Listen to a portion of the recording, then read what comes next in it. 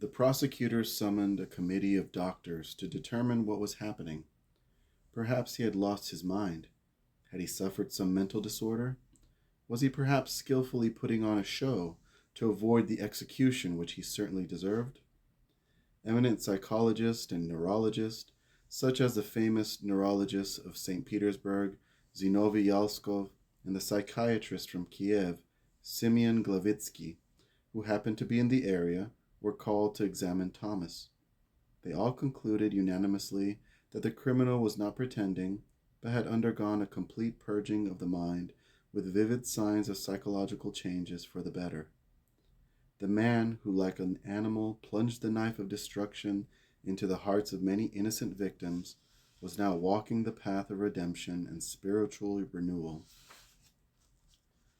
Among the great personages who visited the wild beast of the Ural Mountains, who was now in the hands of justice, was Vladika Petirim, the Archbishop of Kiev, a wise and truly great hierarch of the Orthodox Church, who said with his characteristic seriousness, as soon as he left the cell of Wolfman Tom, while his eyes welled up and his lips trembled with emotion, "He is neither crazy nor psychotic, nor is he pretending as some people think.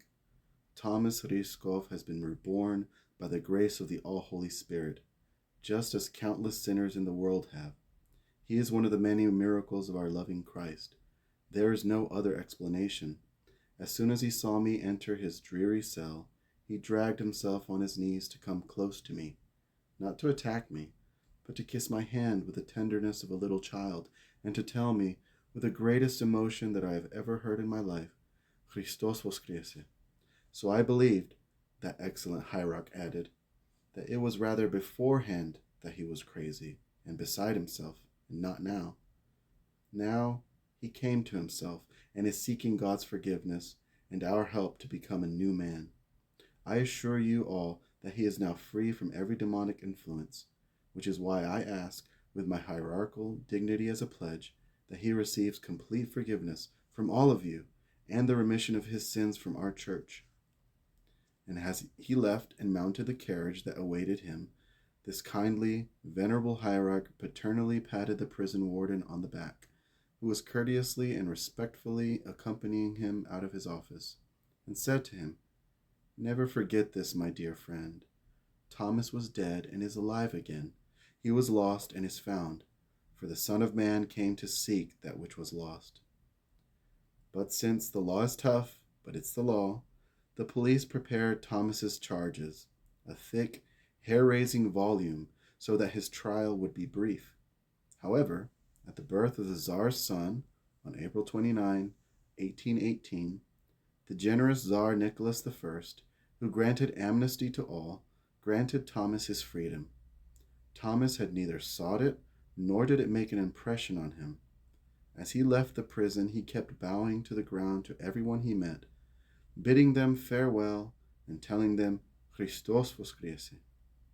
Thomas was now free among free men, but because of his heavy criminal record, someone had to vouch for his peaceful and honorable conduct among the rest of society.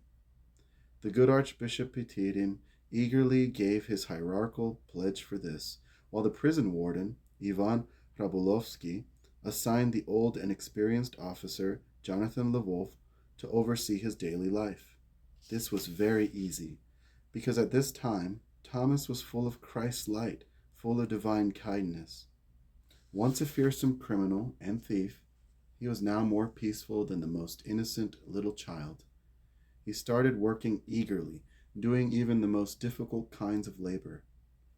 He never asked for anything in return, and never agreed to be paid.